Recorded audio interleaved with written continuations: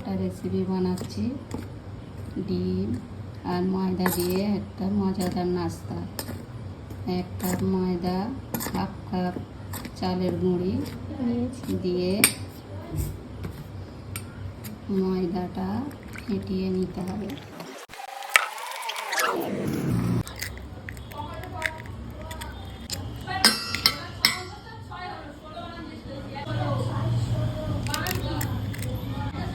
পেঁয়াজ কুচি দিয়ে দিচ্ছি,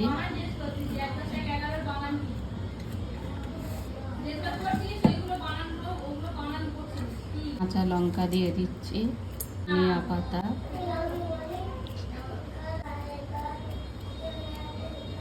লবণ স্বাদ মতো দিয়ে দিচ্ছি,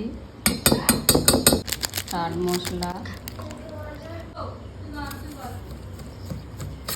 দিয়ে ভালো করে ফেটিয়ে নিতে হবে। ভেজে নিয়েছি, পিস পিস করে কেটে নিয়েছি। ব্যাটারটা একটু ভিজিয়ে রেখেছিলাম, এতে ধনে পাতা দিয়ে দিয়েছি,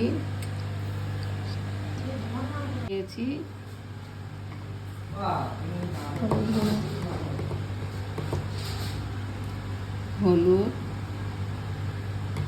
চালের গুঁড়া, লবণ।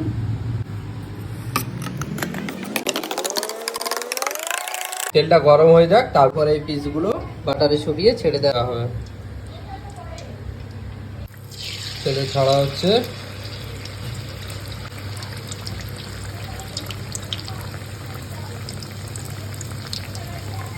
আজকে খুব মজা হবে।